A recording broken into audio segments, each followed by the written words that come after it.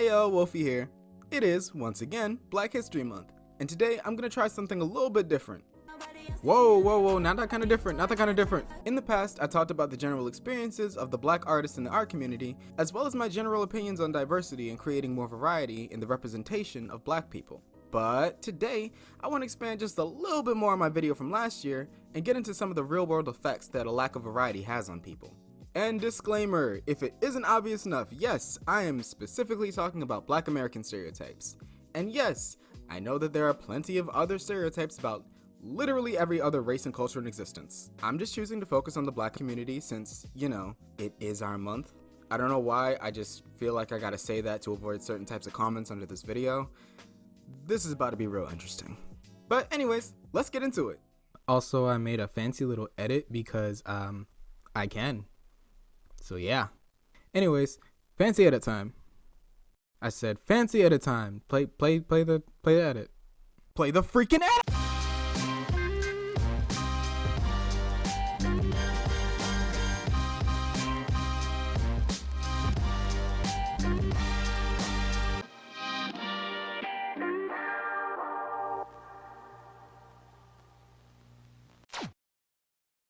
You know why they got us sitting next to each other. 'Cause we're the two funniest guys in our towns? Damn right. Alright, so we should probably start with my main point of reference for this video. In a TED Talk, and please forgive me if I get this wrong, I am a dumb American with a dumb American brain, Chimamanda Adichie, a Nigerian writer, addressed the negative influences that a single story can have when it comes to how people perceive each other. In her speech, she recounted some of her past experiences of her stereotyping people and also being stereotyped by others based on preconceived notions. So in this chapter, we're going to be talking about a couple of the examples that she gave to the audience. So for the first example, when Adichie was young, she and her family had live-in help, and when she turned 8, they got a new houseboy named Fide. Now the only thing that Adichie's mother really told her about Fide was that him and his family were very, very poor.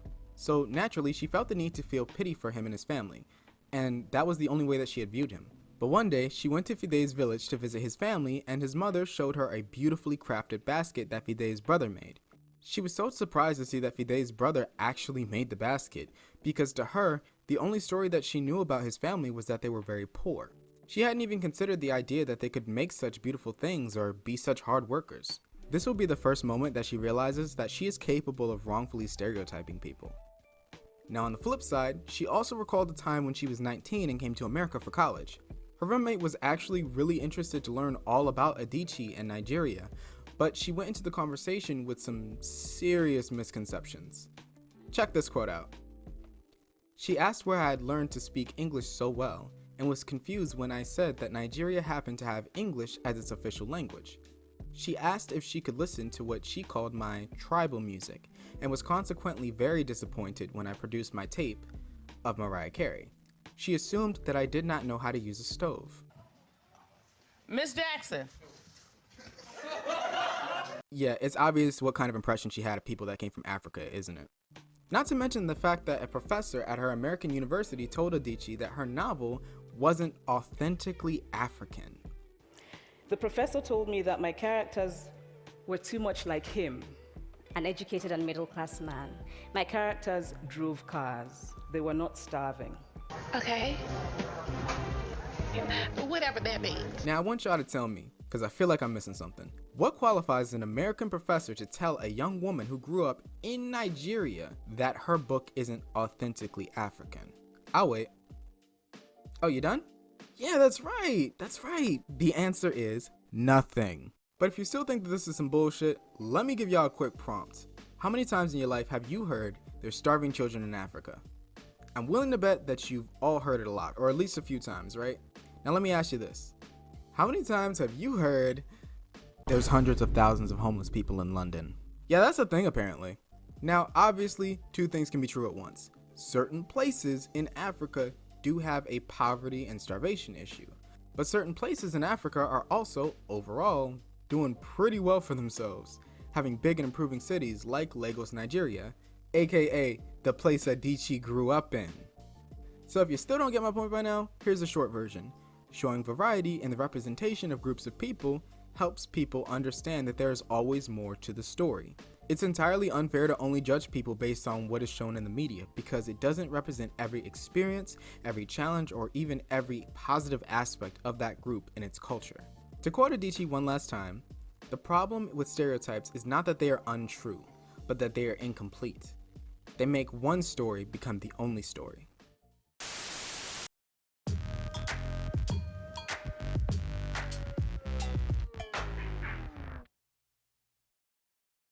What's wrong with y'all?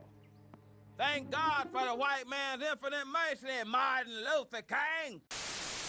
Alright, so we broke down the main thesis of Adichie's TED Talk, and we analyzed a couple of examples that she spoke about in her speech.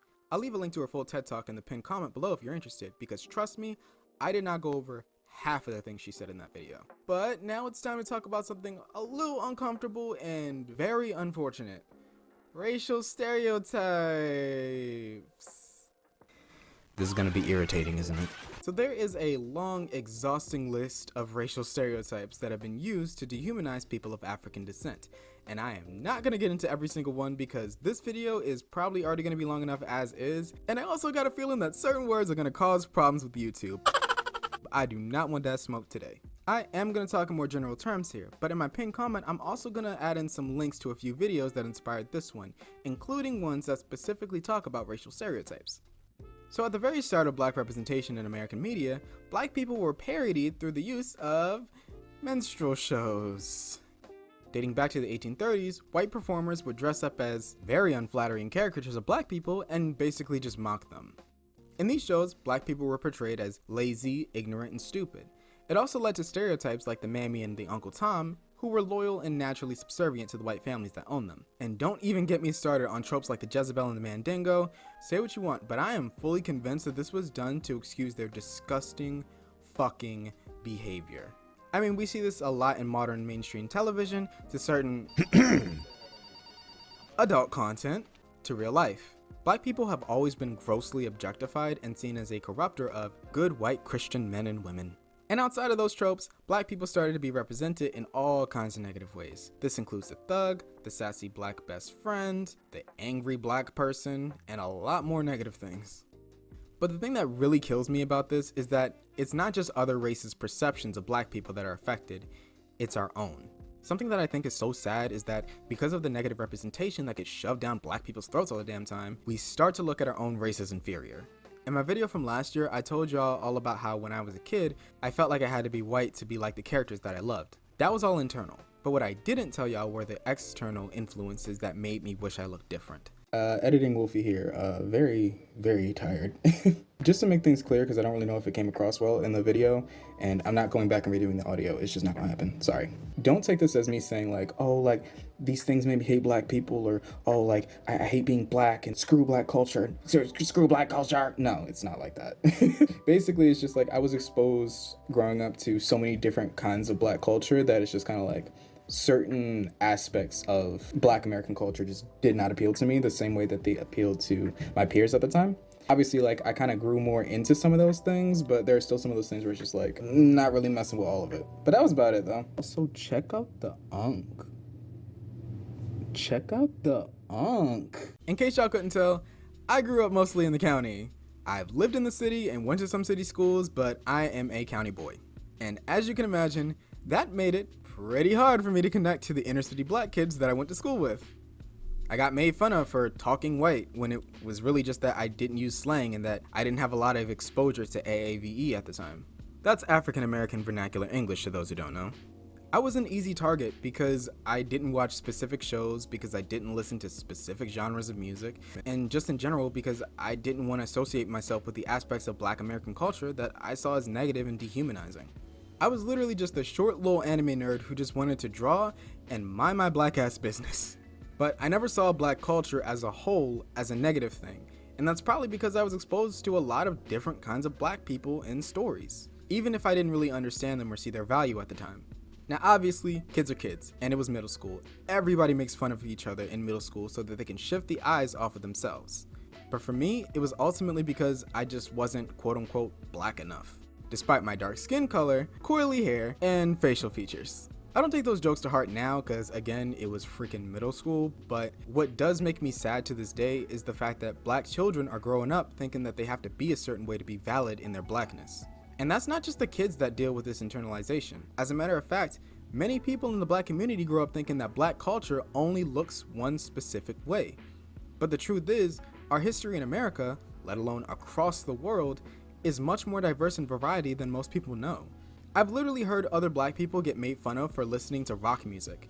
They even call it white people music, which is already ignorant to say, but it's even more ignorant when you find out that rock as a genre started with black people. But of course, it's meant for white people only, because it's not like black people literally invented the entire genre of rock and roll or anything. Forget all about Sister Rosetta Tharpe, Chuck Berry, Lil Richards, Fats Domino, and at this point I'm listing off a bunch of people you don't know, aren't I? Of course. Not to mention the fact that Elvis Presley literally profited off of the sounds and songs of black artists, yet he's called the literal king of rock and roll, while the artists he copied aren't really well known.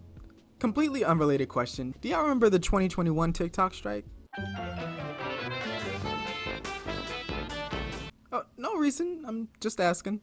Point is, we've become so far removed from the idea that being black could mean so many different things that we ourselves fed into the single story of what black culture and, by extent, what blackness is. Look into the camera and say something inappropriate. Alright, Wolfie, you told me all the bad news, so what the hell am I supposed to do about it? I'm literally just one person. Well, I'm glad you asked, Rando. In my opinion, we need more creators, especially black creators, who are willing to show more variety in the media's representation of black people. In doing that, we could combat the single story that Adichie talked about. But even more importantly, we could, hopefully, inspire some black kids and maybe even some adults to strive to become more than what the world tells them that they are. Of course, we have plenty of people who don't fit the negative stereotypes that most people expect. But the media we see nowadays still show a lot of the negatives and a lot less of the positives, even when it's not so obvious.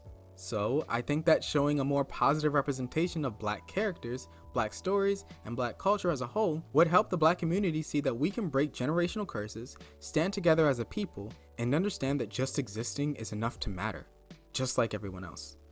And you know what, while we're at it, we should be supporting more black creators and black stories. Engaging with more of a variety of black representation in the media not only helps the individual creators, but it also helps the community by promoting diverse depictions of black people. So the more we support different types of black creators, the more we can uplift and empower black culture by showing its full range of stories and perspectives.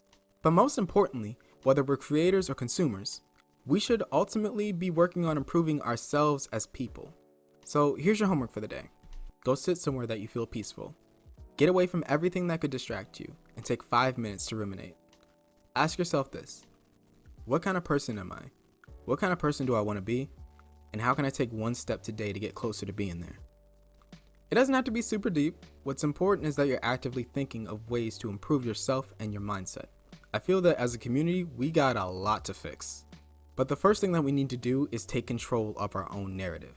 Stop letting the world, including people who may or may not look like you, tell you who you are and what you're capable of. Stop allowing others to tell your story in a way that only perceives you as one thing. And most importantly, stop allowing these stereotypes to dictate the kind of person that you choose to be. Whew, that was a lot. There's a lot of things that I really wanted to touch on that I just couldn't fit into this video, but hopefully I was able to get my point across to y'all.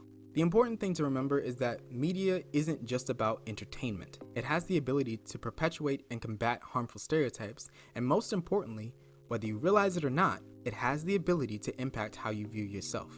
But what do you think about this topic? Do you agree with my stance, or do you think I missed the mark on this one? Let's get a conversation going in the comments, but please be respectful. I got a pretty strong feeling that y'all are gonna have some pretty interesting things to say in the comments. I am excited for this one. But that's all I got. Thank you so much for watching this video. I hope you liked it, or at least thought it was interesting. Don't forget to like, share, comment, subscribe, and slap that little gray bell so that you get all the newest notifications. Thanks again for watching, and as always, I'll see you in the next video. Bye!